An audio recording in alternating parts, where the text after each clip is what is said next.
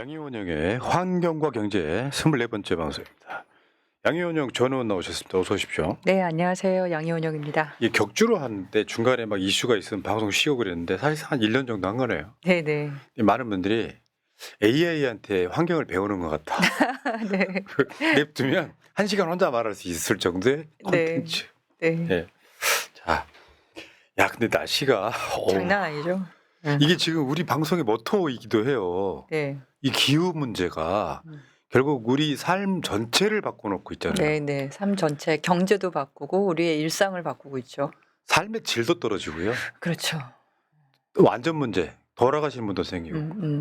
근데 깜짝 놀란 게 보통 이제 더위라고 하면 네. 7월 말 8월 초 이런 시기였잖아요. 그렇죠. 그렇죠. 그리고 휴가철도 그때 잡았고. 7월 초에 한 열흘 정도는 장마 되고 네. 장마 끝나고 나면서부터 이제 좀 더워지기 시작해서 7월 말 8월에 극심하게 그러니까 7월 말 8월 초가 여름 휴가 기간이잖아요. 그때가 가장 더우니까. 근데 지금은 장마도 하루 이틀 오다가 원래 일주일 내내 온다는 게 그게 다 멈춰버리고 마른 장마로 돼버렸죠. 예, 그래서 지금 가뭄도 사실은 농촌 지역에는 가뭄도 지금 심한 상태고 폭염이 예. 나날이 지금 갱신을 하고 있습니다. 자, 근데 이야기 한번 해야겠어요. 일단 태양광이 지금 네. 블랙아웃이란 말 네. 최근에 안 나오고 있어요. 이제 일부 언론을 중심으로 블랙아웃 얘기가 나오긴 합니다만 네. 옛날에는 그냥 사실 원전 홍보용으로 블랙아웃을 이야기했던 시절이 있었잖아요. 원전 없으면 블랙아웃 생긴다 그랬죠. 네. 정전 날 거라고. 근데 전기 최근에 부족하다고. 보도를 보니까 네. 전력 수요가 폭증했는데 태양광 발전이 그 역할을 톡톡해주고 있다. 네네네. 이런 거예요. 예. 그러니까 그 여기 뒤에 보시면 네. 태양광이 갖고 있는 비중과요. 네. 원전 비중이 거의 똑같더라. 뭐 이런 거예요. 오늘이 최고 비중을 갱신한 것 같은데요. 그 단위 시간에 오늘 1시 반 정도에 태양광의 발전량이 우리 전체 총 수요의 26%를 기록을 했어요.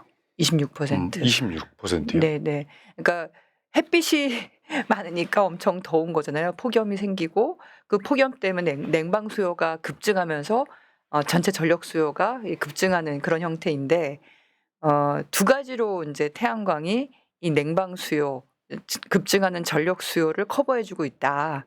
하나는 총 수요 자체가 꺾여요. 제가 여러 차례 이제 그래프도 보여드리면서 말씀을 드렸던 것 같은데 전력 수요가 낮에 이렇게 올라가거든요. 저녁 되면 떨어지고 아침에 출근해서 공장 돌리니까 직장에서 일하니까 그때 전기를 많이 써서 이렇게 오전에 출근하면 9시부터 해서 전력 수요가 올라가서 점심때 잠깐 쉬었다가 다시 또 전력 수요 올라가고 이렇게 저녁 때 되면 내려오고 특히 여름에는 가장 뜨거울 때 냉방 수요 가장 심할 때가 1시부터 4시 사이 지금 3시 반 이때가 안전 피크예요. 네. 근데 지금 그래프가 이렇게 가다가 밑으로 뚝 떨어져요. 분화구 패인 것처럼. 분화구 패인 것처럼 이렇게 떨어지거든요. 제가 그전에도 여러 번 그래프 보여드렸던 것 같은데 이게 어떻게 되냐면 비하인드 더 미터라 그래서 전력 시장에 나오지 않은 그 미터기 계량기 전에 집에서 자가 발전을 해가지고 또는 공장에서도 스스로 태양광 발전으로 자기 전력 수요를 충당을 하는 거예요.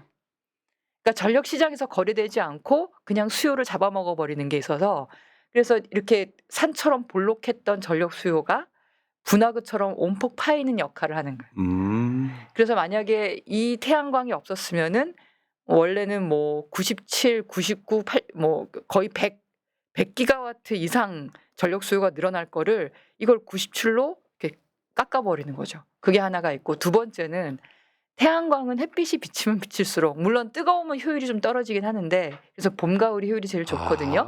그래도 햇빛이 비치면 비칠수록 전력 발전량이 많아지잖아요. 그러니까 낮에 태양광이 많이 생산되니까 그걸로 전력 수요를 충당을 하는 거예요. 그래서 24시간 다 두면 태양광의 비중이 뭐 10%가 안 된다 이렇게 말을 하는데 낮 시간을 두면은 낮에 전기 수요가 많을 때 그만큼 태양광이 많이 생산돼서 비중이 높아지니까 오늘 최대 비중이 26%. 전체 수요의 태양광만 풍력이나 다른 거 다 빼고 태양광만 26%를 지금 커버를 했어요. 근데 원전이 한 30% 된다 그러니까 지금 낮 시간대 전기가 가장 필요할 때 원전이나 태양광이나 26, 30 거의 비슷한 거죠. 옛날엔 태양열이라 그랬는데 아까 말씀 듣고 보니까 음. 태양광이 확실하게 많네요. 태양광이죠. 태양열은 그러니까 태양에서 오는 에너지가 여러 에너지 가시광선, 적외선, 자외선 뭐 다양하게 에너지가 오지 않습니까?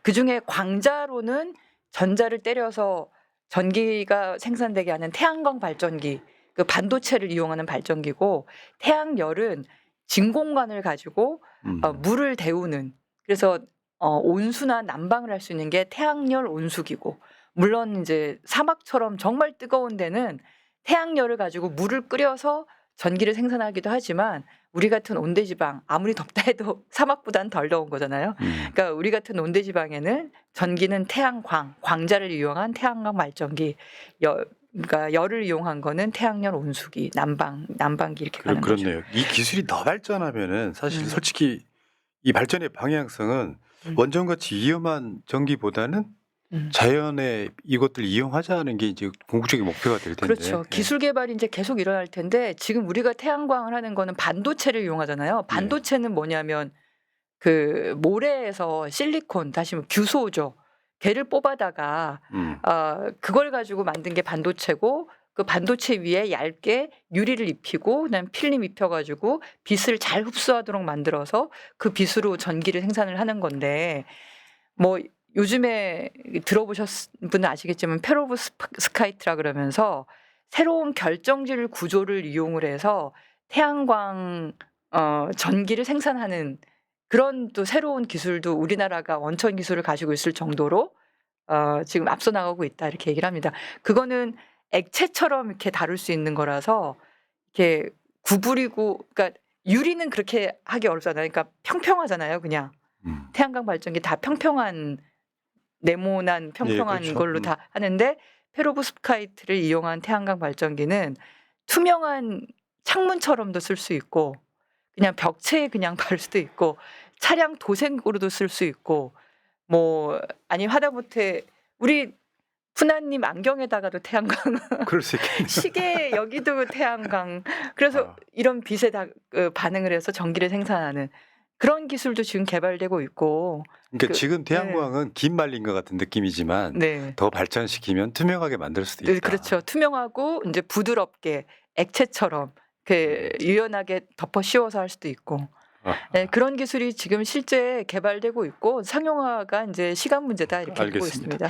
다만 이게 이제 중국이 너무 쫓아오는 것 같아서 좀 약간 걱정이 되죠. 근데 국가 차원에서 막 지원하고 그러면 그렇게 해야 되는데 이게 대륙의 사이즈가 엄청나기 때문에 우리 정부에서 좀 지난 정부에서 워낙 그 R&D나 다 잘라버렸잖아요. 그래서 이번 정부 좀 제대로 하면 좋을 것 같아요. 알겠습니다. 근데 오늘 보여드린 영상에 어제 수석 보좌관회의에 이재명 대통령이 더위 폭염에 대한 대책을 지금 강구하자 이렇게 이야기를 했는데 확실히 그런 것 같아요. 이게 한 10년 전의 날씨랑 완전 달라요. 그렇죠. 기후가 확실히 변했는데 우리는 옛날 기후에 지금 뭐랄까 관성적으로 움직이고 있는 게 아니냐. 실제로 지금 우리가 봄, 여름, 가을, 겨울 그러면 3개월이라고 생각했는데 그렇죠. 실제 여름이 한 6개월 정도 되는 느낌이에요. 맞아요. 네. 여름하고 겨울만 있는 것 같다. 그러니까 지금 사실은 일요일 날 비가 온다고 그랬는데 그것도 지금 일기예보가 다시 연기돼 가지고 다음 주 중반으로 바뀌고 어제 보도에는 장마 아직 안 끝났어 했는데 이게 감을 잡을 수가 없는 것 같고 그렇죠. 언론들 표현에 의하면은 한반도 상공에 이불 2개가 이렇게 있다. 맞아요. 네네네. 지금 기후 변화는 근본적으로 온실가스 때문에 발생한다고 얘기를 하잖아요. 이게 태양으로부터 오는 에너지가 있는데 그 에너지는 지구가 바다에서 흡수하고 땅에서 흡수하고 공기에서 흡수해서 그 에너지가 있어요. 근데 그런 것도 있지만 반사돼서 나가는 에너지가 있거든요. 근데 온실가스가 있으면 이게 비닐하우스처럼 나가지를 못해요, 에너지가. 에너지가 나가지를 못하니까 대기 중에 바다에서 땅에서 그 에너지를 품고 있는 거예요. 그러면 바다에서 무슨 일이 생기냐면 에너지가 많아지면은 바다의 온도가 올라가기도 하지만 증기가 더 많이 발생하는 거죠. 증기가 더 많이 발생하면 구름이 더 많이 형성이 되는 거고 그 에너지 때문에 폭우가 오기도 하고 아니면 폭염이 오기도 하고 네. 우리가 지금 서태평양 고기압 그게 이제 엄청 힘이 강해진 거죠. 바다가 뜨거워지니까 그 힘이 팽창이 되니까 그 더위가 우리한테까지 덮친 거예요. 겨울에는 왜 그 북극에서 온도가 올라가면서 그 차가운 바람이 벨트 풀어지면서 우리한테 덮쳤잖아요. 이번에는 태평양이 이렇게 있으면 우리 쪽에 있는 게 서태평양인데 여기에 있는 태평양의 그 세기가 엄청 세져가지고 확장이 되면서 우리나라가 그 동남아의 열기 같은 열기가 지금부터 이제 들어오기 시작한 거죠. 어제는 그나마 좀 새벽이 좀 시원했고요. 그 전날인가? 예. 새벽 1시인데 32도 이렇더라고요. 네네네. 아, 광명이 그랬어요. 새벽 1시에 10일인가? 새벽 1시에 30도가 넘었어요.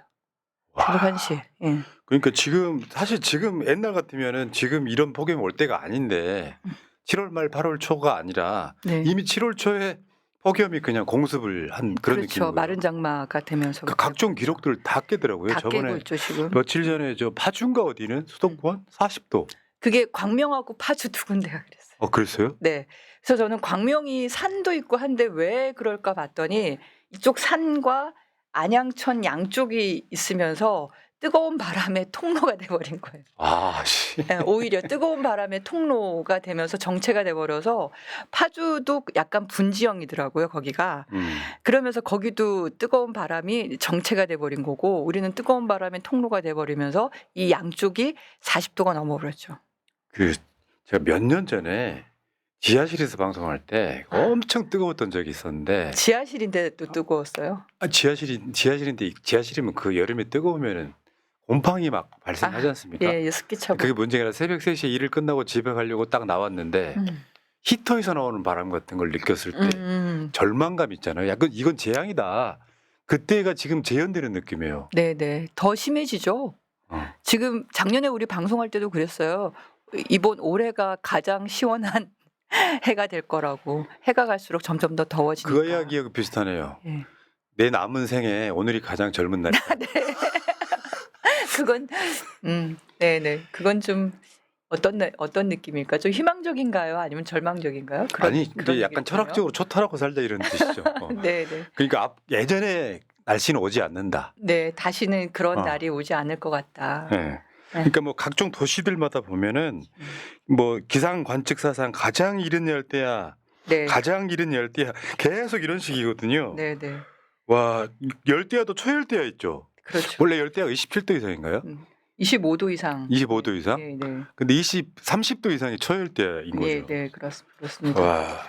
기상 관측 시작 이후로 뭐 다 111년 만에 또는 뭐. 근데 우리나라만 그런 거 아니잖아요. 전 세계적으로 그렇잖아요. 우리나라는 좀 덜한 편이에요. 우리나라는 좀 덜한 편이에요. 지금 왜 지중해성 기후라고 우리가 학교 다닐 때 배운 거 기억나세요? 천국이죠, 거기가. 지중해성 기후는 그렇죠. 그 지중해 덕분에 겨울에는 그렇게 춥지 않고 여름에는 그렇게 덥지 않고 그래서 유럽은 독일의 트램도 그렇고 에어컨이 별로 없어요. 가정집에도.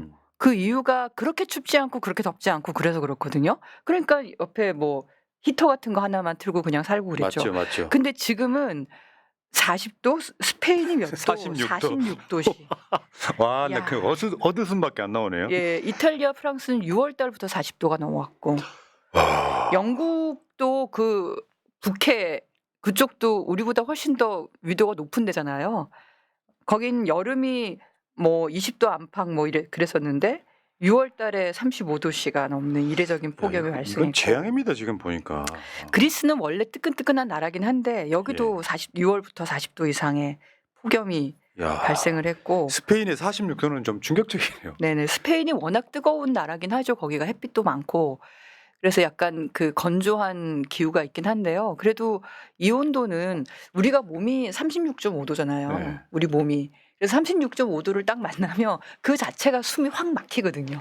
근데 그거 우리 몸의 온도보다 더 높은 온도니까 그냥 일상이 환경 자체가 사우나 안에 들어있는 거예요. 맞죠. 보시면 우리가 방송 유튜브 끝나고 저녁에 한 뭐 7시하고 6시 사이에 나가면 야 이거 사우나 온 것 같다 이런 네. 느낌이 들거든요. 그러니까요.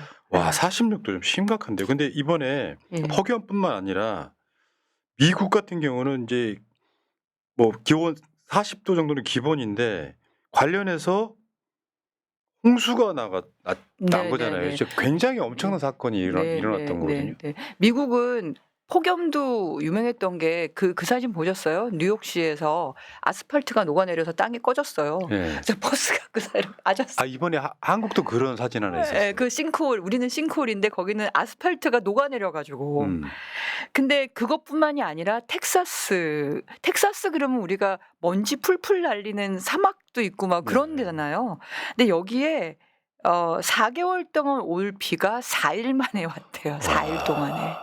쏟아 부은 거예요. 거기 있는 강에 물 수위가 한 8m가 올라가는데 1시간도 안 걸렸답니다.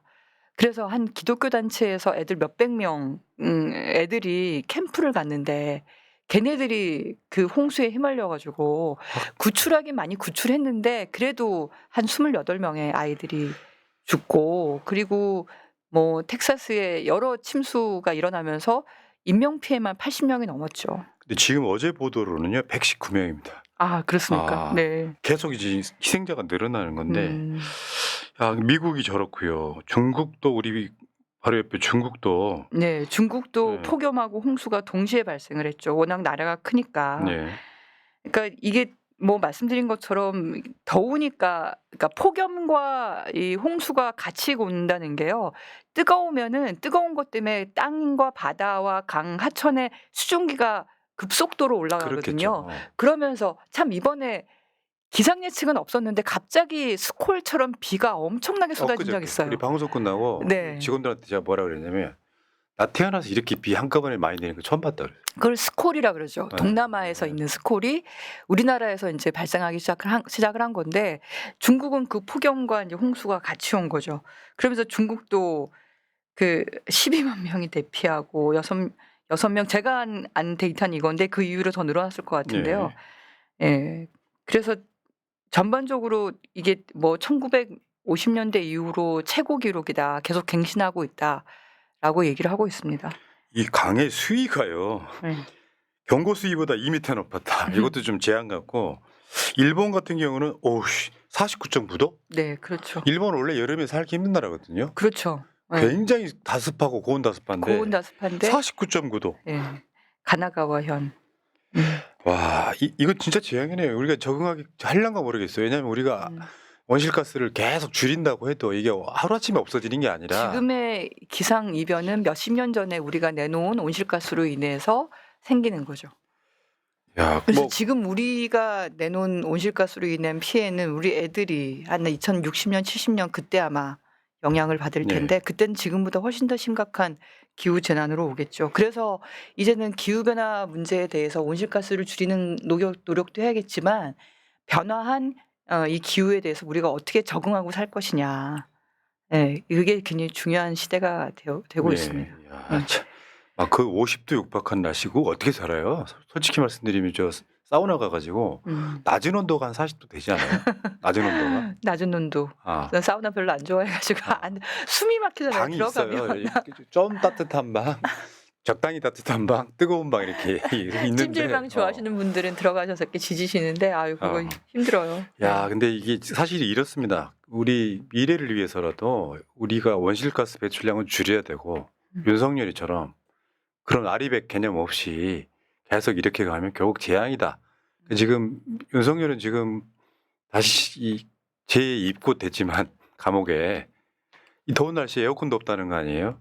결국엔 그런 거잖아요. 자기가 뿌린 씨앗이 결국 자기한테 돌아오는 딱 그 모양이에요. 그 얼굴에 눈에 도끼가 풀렸더라고요. 네. 그때 사진 보니까 이제야 좀 실감하나 보다 이런 생각이 좀 들었어요. 네. 근데 네. 문제는 제가 봤을 땐 트럼프예요.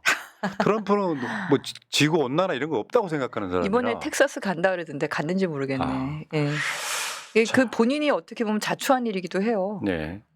그런데 기후만 그런 게 아니고요. 생태계가 바뀌고 있다는 거잖아요. 그렇죠. 예. 지금 최근에 이제 화제가 됐던 게 러브버그. 그러니까요. 이재명 대통령의 전 지역구 계양산. 예. 계양산에 지금 저 러브버거가요. 우리 동네도 꽤 많아가지고 아이들이 굉장히 저거에 대해서 관심이 많던데. 예. 와, 애들이 엄청 싫어하죠. 뭐 익충이네 뭐네 해도 진드기를 먹으니까 익충이라고 말은 하지만 눈으로 봤을 때 너무 끔찍하니까. 그리고 이게 얘네가 사람을 별로 안 무서워하더라고요. 그래서 뭐 이렇게 달라붙어요, 막. 차에도 달라붙고. 근데 이것도 결국은 기후 변화에 의해서 우리나라 기후가 변하면서 중국에서 이게 넘어왔다는 거잖아요. 그러니까 기후가 맞지 않으면 아무리 중국에서 넘어왔다 하더라도 오래 살지 못할 텐데 지금 최근 가장 번성하기 시작한 게 한 2022년부터 해서 올해가 지금 최대로 번성을 하는 것 같고, 근데 또 생태계가 시간이 지나면은 자리를 잡거든요. 이 벌레를 먹는 새들이 이제 생기기 시작하고 있어요. 그러니까 새들이 그전에는 자기들이 맛본 음식이 아니어가지고 안 먹었는데 시큼했다고. 근데 요즘에 이번에는 이제 새들이 이걸 먹이 활동을 하기 시작했다, 그런 얘기를 하고 있습니다. 그리고 이거 말고도 지금 바다가 뜨거워지면서 네네. 참치들이 그렇게. 네네네. 그 경북 영덕에 참치 떼로 잡았다 그러더라고요. 떼로. 옛날에 몇 마리씩 잡던 게 이제 명태는 사라지고 참치가 떼로 저렇게. 근데 저게 문제가 네, 맞습니다. 쿼터제 문제가 그렇죠. 있잖아요. 그러니까 참치를 보호해야 되는 보호종이기 때문에 잡을 수 있는 그게 한계가 있거든요. 근데 이분들은 사실 평소에 참치가 없었기 때문에 무심코 던진 그물에 엄청나게 잡혀서 올라온 건데 저거를 팔지를 못하는 거예요. 예를 들면 6만 톤이 필요한데 쿼터제가 6만 톤이면 지금 잡히는 건 60만 톤이라는 거잖아요. 그러면 저거를 팔지를 못하고 폐기하거나 버려야 된다는 거예요. 네, 사료화시키는 걸로 가야 된다고. 저게 와. 비싼 어종인데 참치가. 야, 이게 지금 그러니까 우리가 예상하지 못하는 일이 있으니까 만약에 우리가 저걸 알았으면 그걸 뭐 분산해서 잡든지 뭐 아니면 일부만 잡든지 그렇게 했을 대책을 마련했을 텐데 전혀 예상하지 못한 상태로 갑자기 참치가 때로 와가지고 경북 지역 동해안은 지금 그런 뭐 이걸 좋아해야 될지 아니면은 하여튼 그런 상황이고요.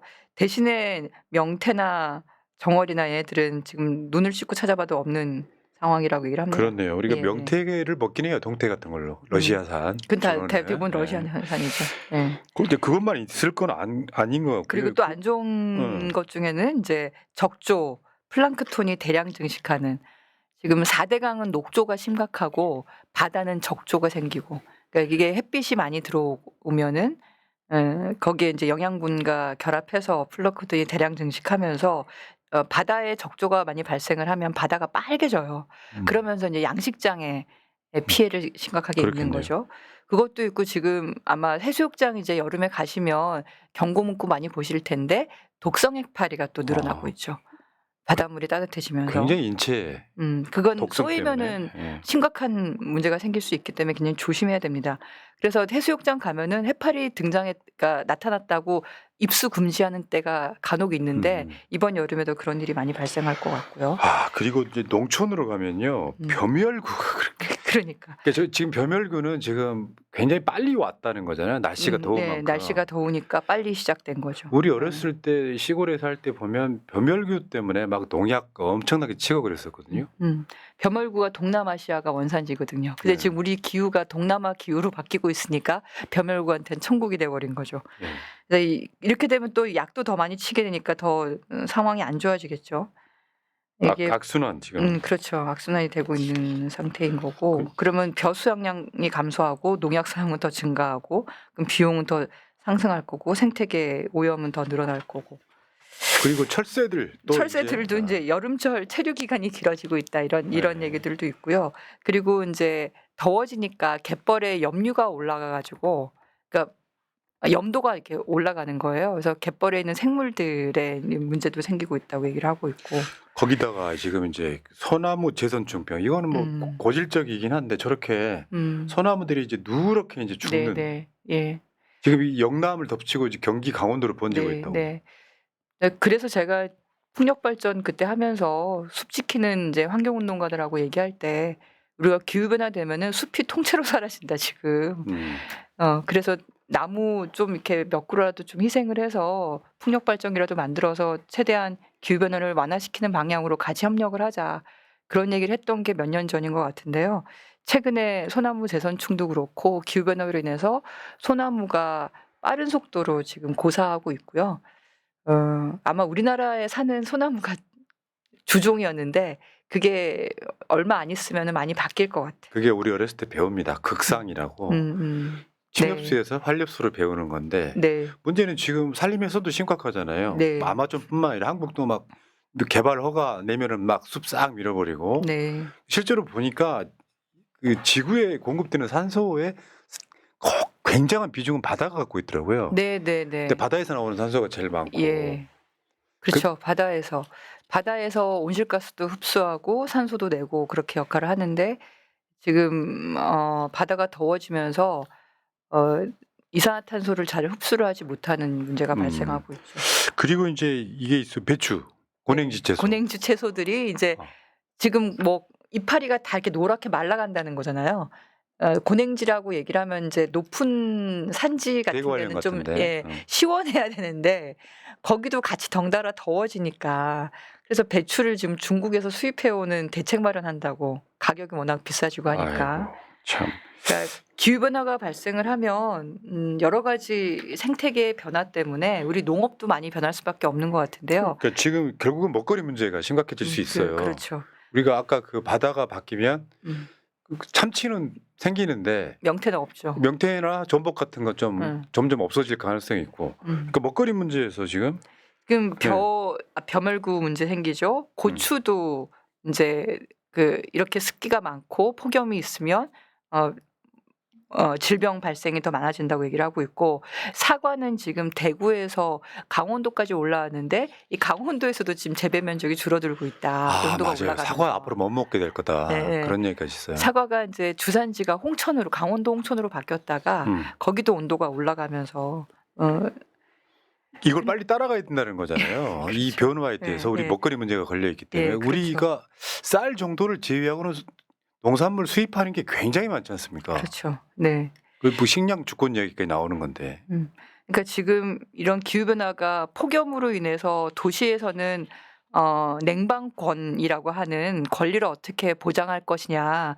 특히 이 소외된 계층의 쪽방촌이나 이런 데 계신 분들, 반지하에 계시는 분들이 이 더운 여름에서 대피할 수 있는 방법들을 어떻게 할 거냐. 농촌 같은 경우는 보면 마을회관이나 이런 데서 그 여름 대피소 같은 게 꽤 있거든요. 맞죠. 근데 도시에서도 이게 인구가 많기 때문에 그걸 다 보살피기 어렵다 하더라도 그런 복지의 사각지대에 있는 분들을 보살필 방법들을 이제 강구를 해야 되는 게 폭염의 대책이고 그리고 한편으로는 어업이나 농업이나 산림이나 이런 데에 변화되는 상황을 어떻게 대처할 거냐.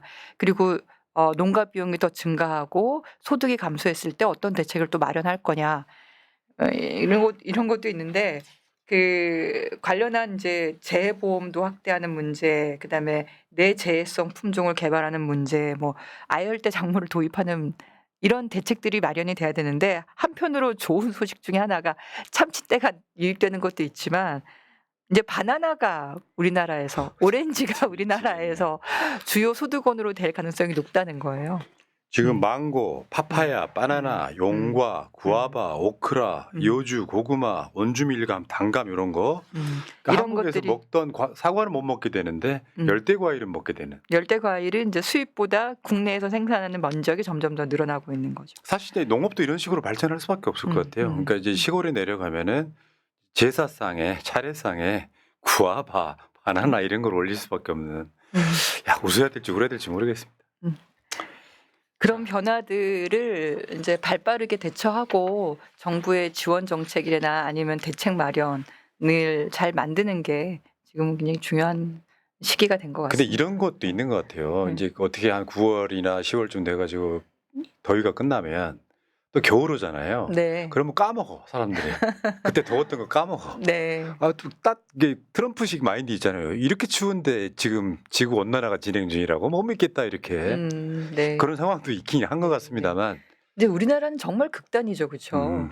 그래서 예전에도 말씀드렸던 것 같은데 에너지 사용에 대해서 굉장히 효율적으로 써야 되고 건물 건설하는 데에도 비용이 많이 들어갈 수밖에 없는 게 이제 여름은 섭씨 40도씨 이상을 생각을 해야 되고 겨울은 영하 20도씨 이하를 생각을 해야 돼요. 이게 60도의 차이를 1년 동안 우리가 경험을 하는 거거든요. 아이고 참. 이 엄청난 이 경험 이게 사실은 근데 인간에게는 스트레스거든요. 우리 몸에는 건강 관리와 건강 보험에 대한 관리나 이런 것들도 다 고민할 수밖에 없을 겁니다. 맞죠. 그러니까 참 근데 저는 믿는 건 하나 있어요. 네. 인류의 명석함, 한국인들의 똑똑함 이런 것들이 대책을 빠르게 만들어낼 거라고 믿는 거죠. 그리고 우리는 좀 발 빠르니까.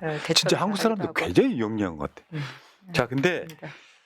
오늘의 핵심인데요. 지금 예. 아리백 최고 책임자 올리 윌슨, 클라이밋 그룹 최고 책임자인데 이 양반이 지금 최근에 보도 보니까 새 정부 기후 공약을 지지한다 이렇게. 네네네. 그 MBC에선가 아마 인터뷰를 한 거를 제가 봤는데, 그러니까 새 정부의 재생에너지 공약이 자신들의 그 캠페인이 아리백 캠페인이거든요. 그러니까 클라이밋 그룹에서 그러니까 아리백 캠페인은 나라의 의무 조항이 아니기 때문에 외교적으로 해결할 수 없다고 말씀드렸잖아요. 기업들. 네, 그러니까 민간 단체인 클라이밋 그룹이 제시한 캠페인을 기업이 받아들인 거라서 그렇기 때문에 이 자발성 때문에 어떻게 할 수 있는 게 없는 거예요. 오히려 따라가지 못하면 도태되는 것밖에 안 되는. 근데 이 아리백 정책 권고에 전반적으로 일치한다.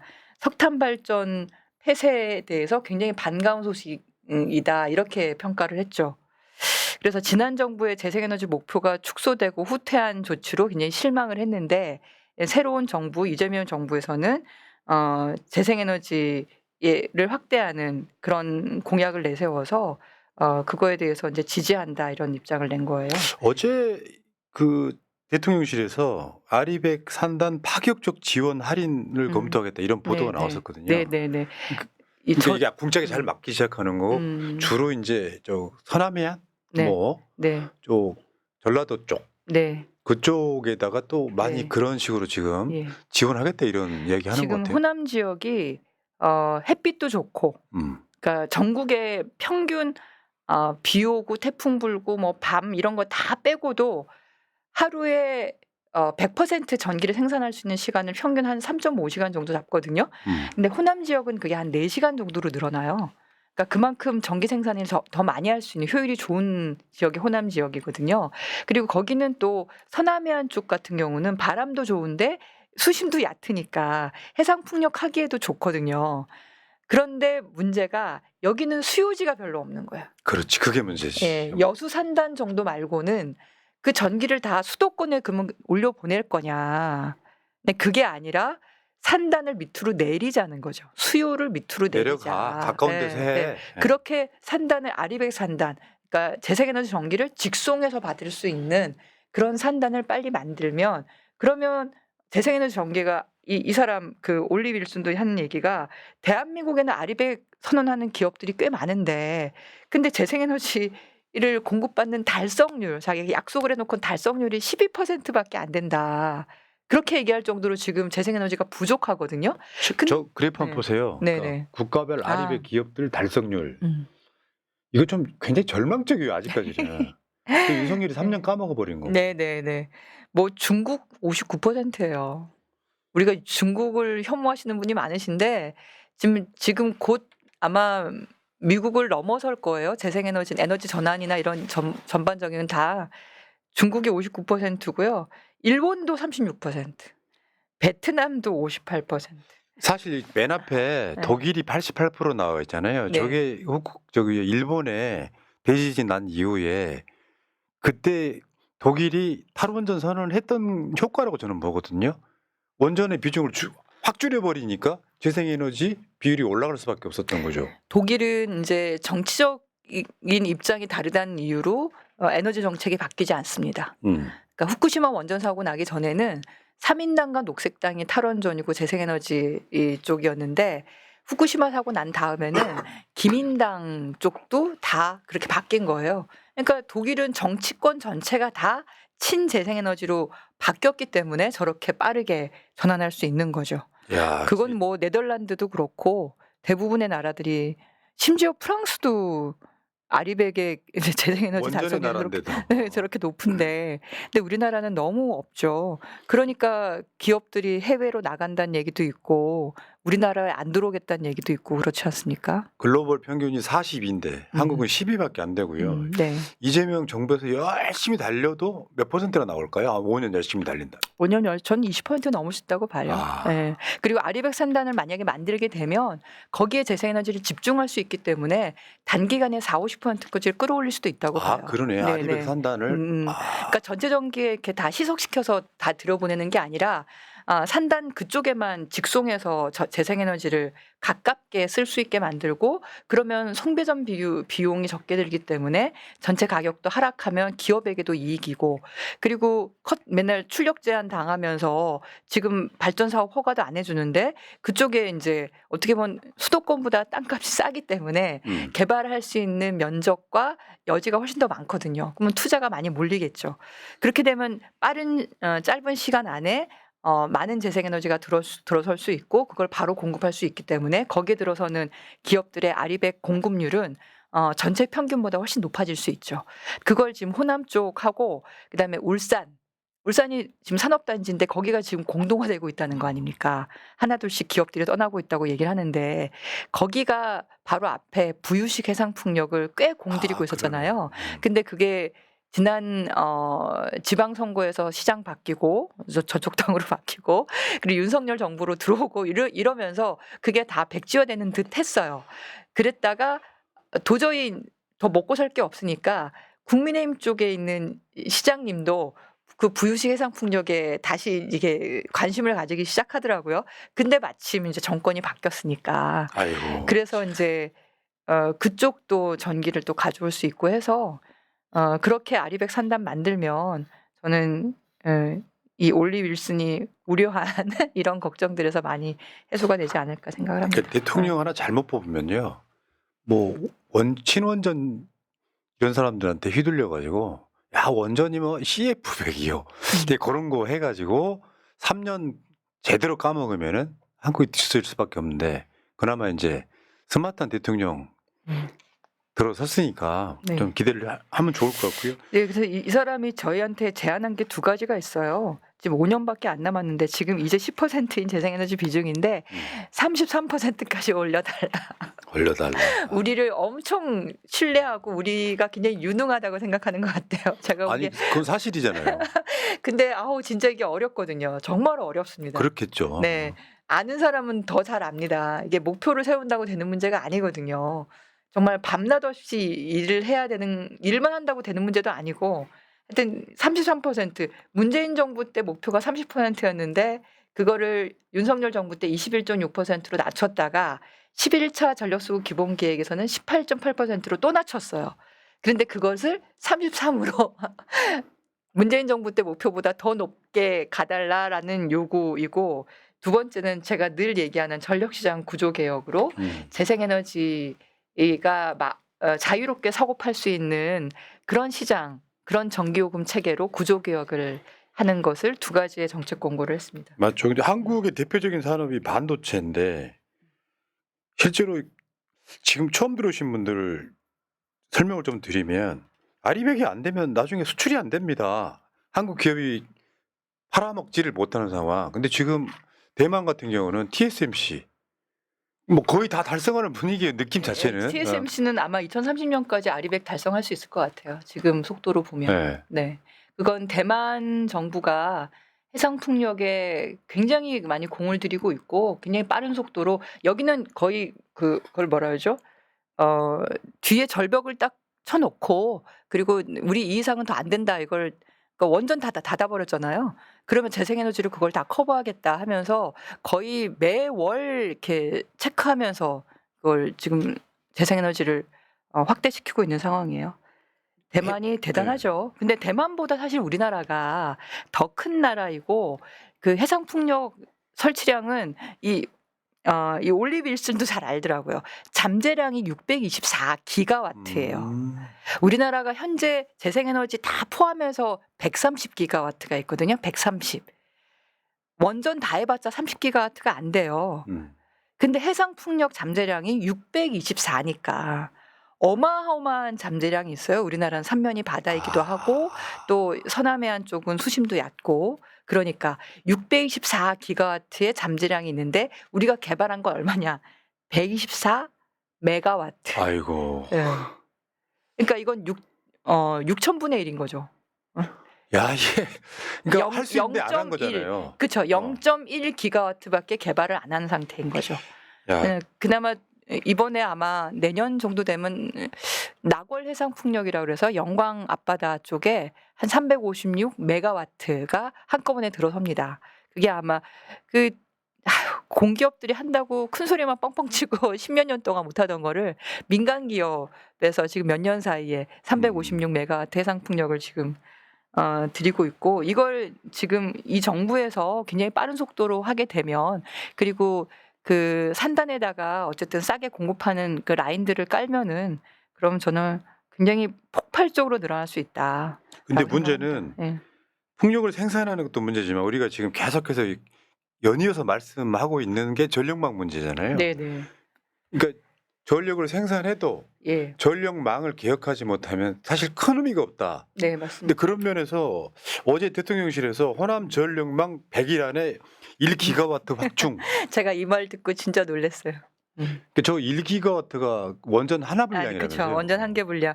저렇게 말하면 100kW 태양광 보통 할 때 100kW 정도 하면은 이제 한 달에 기본 소득 한 8, 90만 원, 100만 원 정도 이렇게 벌 수 있거든요. 100kW 하면. 근데 1기가와트면 100kW가 10개면 1메가와트. 그게 1000개면 1기가와트니까 100kW 만 개가 들어갈 수 있죠. 100kW 저 만 어떻게 개가 하겠다는 들어갈 수 거예요? 있는. 근데 물론 이제 여기 이제 계획이긴 하지만 네. 저렇게 해서 결국 호남 쪽에서 나오는 재생에너지, 신재생에너지를 쓰겠다는 그런 의미 아니에요? 그러니까요. 전력망에다가 연결시키는 거죠. 전력망에 연결시켜야 전기를 우리가 살 수 있잖아요. 태양광 발전기를 아무리 만들어 보면 뭐 합니까? 전력망에 연결시키면 팔 수 없으면 그 쓸 수가 없는 거예요. 저는 이 뉴스를 들으면서 이재명 정부는 관료들을 일 잘 시키는 정부다 이런 생각이 들었어요. 만족하십니까? 네. 네. 그러니까 100% 아직 만족은 아니지만 어쨌든 이걸 보면서 일머리를 아는구나 이런 생각이 좀 들었던 게 뭐냐면 보통 국정과제나 이런 거 하면은 다 중장기 과제 나와요. 네, 요건 100일 중장기 과제, 중장기 과제라고 얘기를 하면 이 정부가 끝날 때쯤 되는 게 제일 빠른 과제고 그리고 그 다음 정부 뭐 이렇게 5년, 10년, 20년 먼 미래만 얘기를 하는 거예요. 관료들이 맨날 그 청사진, 분홍빛 뭐 막 이렇게 보고 저도 국정기획위원회 한번 회의 나오라 그래서 가서 봤더니 다 좋은 얘기인데 이 얘기는 다 2029년, 2030몇 년, 2040년 다 그런 거예요. 그래서 본인들 은퇴한 뒤에 또 당장 지금 우리 정부가 지금 단기간에 재생에너지 지금 대기하고 있는데 재생에너지를 늘리려면 1년에 아니 아까 30% 얘기하잖아요. 30% 그 재생에너지 비중 달성하려면 1년에 얼마나 늘려야 되는지 아세요? 1년에? 저는 원래 7에서 8기가와트 재생에너지만 늘려도 소원이 없겠다 그랬거든요. 예. 근데 30% 비중 달성하려면 1년에 10기가와트 늘어야 돼요. 재생에너지가 1년에 10기가와트. 우리가 가장 태양광을 많이 늘려본 게 문재인 정부 때 태양광 4.8기가와트 1년에. 그럼 10기가와트면 원전 10기 분량이잖아요. 그렇죠. 근데 태양광을 그러면 4.8이 아니라 태양광이 한 6기가와트 정도 늘어야 되고 그리고 풍력이 지금 수십 년 달달 긁어도 100메가 0.1기가와트밖에 안 됐거든요. 해상 풍력은 잠재력은 있는데. 네네. 근데 육상 풍력 해봤자 이게 한 0.4 1기가와트 1기가와트 좀 넘는구나. 육상 풍력 다 그래서 육상 해상 다 합쳐서 2기가와트 지금 수십 년 동안 한 게 그거밖에 안 되거든요. 근데 매년 풍력을 4기가와트를 하고 태양광을 6기가와트를 해서 매년 10기가와트를 지금부터 매년 5년 동안 해야지 2030년 5년 후에 30% 비중이 될까 말까입니다. 될까 말까. 지금 아까 12%였죠? 그거는 아리백 기업 달성률이고 우리나라 재생에너지 비중은 작년에 드디어 10%가 됐죠. 드디어 10%. OECD 평균이 34%, 뭐 독일은 50% 넘고 지금 대만이요. 우리보다 낮았거든요. 재생에너지. 지금 20% 넘어가고 있어요. 야, 그러니까 근데 이 속도를 가기 위해서 그러면 전력망을 어떻게 개혁하고 어떻게 구조를 개혁하고 할 거냐를 해야 되는데 그걸 HVDC 에너지 고속도로 2030년 뭐 이런 걸 가져오니 안 되는 거 아닙니까? 그러니까 당장 지금 해야 될 거를 가져와야 된다. 제가 그때도 얘기를 했었거든요. 근데 대통령실이 그걸 시킨 거잖아요. 당장 지금 해야 될 거. 그랬더니 발전 사업 허가 내놓고는 연결 안 해놓은 게 빈대가 여기저기 있었던 거야. 그게 1기가와트나 되고 있다는 거 아니에요. 대통령실이 그거 하겠다고 100일 안에 쉽게 표현하면 전력이 생산되면 굳이 망을 새로 깔지 않아도 쉽게 표현하면 코드만 꽂으면 되는 거 아니에요. 그러니까 기존에 선이 있는데 여기저기 비어 있는 거를 얘네들이 관리를 안 하고 있었던 거예요. 근데 그걸 대통령실이 일을 시킨 거죠.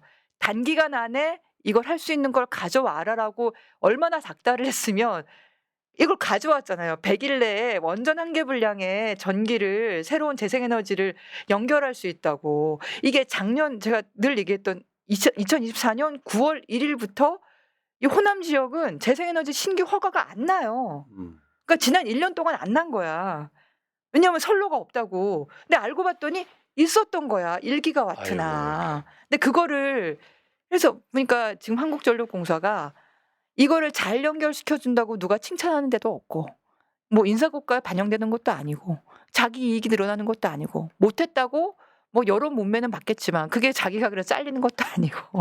그 낙지부동 아닙니까? 낙지부동.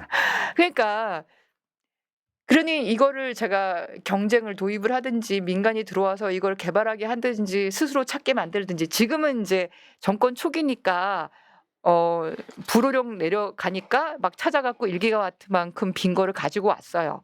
근데 시간이 지나면 또 안 할 거 아니에요.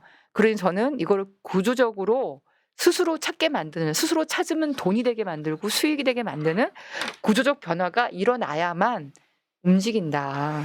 그래서 에너지 고속도로가 뭐 HVDC 깔고 뭐 그것도 좋겠지만 제가 늘 보여드렸던 촘촘하게 모세혈관처럼 깔리는 거 여기저기 그 태양광 풍력 있는 데에 다 연결시키는 그리고 아리백 기업하려고 하는데 다 연결시키는 이런 작업들을 누군가가 해야 되는데 그걸 할 수 있도록 전력 시장을 열어주고 개혁하고 해야 된다. 그 얘기를 제가 계속 말씀을 드립니다. 그거를 하게 되면 누가 호랑이처럼 이렇게 하지 않아도 스스로 하게 되는 거예요. 스스로. 그 대선 때 네. 이재명 대통령이 우리는 뭐 원전도 쓰고 신재생에너지도 써 믹스야 이렇게 이야기했지 않습니까? 네네. 지금 느낌은 뭐냐면은 대선 때는 친원전 논자들한테 딱히 공격거리 안 만들어 두고 쓸 수 있는 건 쓰겠지만 사실 이번에 지금 그 호남 관련해서 1기가와트 이야기하는 거 보면 네. 방향성은 확실히 그쪽인 거 맞는 것 같아요. 그러니까 기존 기득권자들의 저항을 좀 누그러뜨린 상태에서 실제 방향 그렇게 가려고 하는 것 같은 그런 느낌이에요. 근데 전 좀 아쉬운 게 하나 있어요. 이번에 산업통상자원부 장관 후보자가 두산 에너빌리티 사장, 기재부 출신 관료에 저는 좀 도대체 어디서 작업을 해서 그렇게 들어간지 모르겠는데 두산이 민간 기업들 중에서 잘 나가는 기업도 아니고 혁신적인 기업도 아니고 성과를 잘 낸 기업도 아니고 그러니까 뭐 관료 출신 중에서 기업 활동을 잘한 사람이면 쓸 수 있죠. 근데 왜 하필 두산 에너빌리티야? 거기는 근데 거긴 산자부잖아요. 아니 어쨌든 산업통상자원부에 관료 출신의 기업 활동한 사람 중에 그 두산 사람들밖에 없었나? 하겠다는 사람이 없다고 그러더라고요. 글쎄요. 청문회도 싫고. 아이고 모르겠습니다. 사람이 그렇게 없나 싶어가지고. 양이원요. 하여튼 잘 됐으면 좋겠습니다. 예, 어쨌건 지금 여러분 있잖아요. 전력망 개혁하는 게 그렇게 어려운 게 아니고 한전만 개혁해도 아니면 정부가 마음만 먹으면은 에너지 고속도로 어느 정도 기존 걸로도 가능하고 굉장히 효율적으로 쓸 수 있다. 지금 송전망에 얼마만 쓰는 줄 아세요? 송전망은 관이랑 같거든요. 수도관이랑 같이 생각하셔야 돼요. 그럼 물이 얼마 정도 차서 지금 흐르는 줄 아세요? 전기가 얼마 차서? 저번에 알려주신 것 같은데. 25%. 이게 20% 정도라고. 25%. 그나마 최대가 40%. 꽉 채워 가는 것도 아니네. 네, 그렇죠. 근데 물론 꽉 채워서 터질 수가 있으니까 너무 꽉 채우면 안 되겠지만 이걸 효율적으로 쓸 수 있는 방법을 찾아야 되는데 그걸 찾을 수 있어요. 그거는 돈 많이 들어가고 시간 많이 들어가지 않아도 할 수 있는 게 있거든요. 저는 그거를 대통령실에서 어쨌든 한전을 계속 일을 시켜가지고 그 다음 것도 가져올 거라고 저는 기대하고 있습니다. 그 원실가스 문제 관련해서도 아마 우리가 죽을 때쯤 되면은 각 집이 자기 전기는 생산에 쓰는 정도까지 발전하지 않을까. 내 핸드폰으로 전기 사고 팔고 할 거예요. 네, 알겠습니다. 자, 알겠습니다. 네. 양희원 원장의 환경과 경제. 진짜 날씨가 찌는 듯하게 더운데요. 사실 인류가 뿌린 씨앗이 아닐까. 자, 다다음 주에는 시원한 날씨였으면 좋겠습니다. 자, 24번째 방송 마치겠습니다. 고맙습니다. 감사합니다.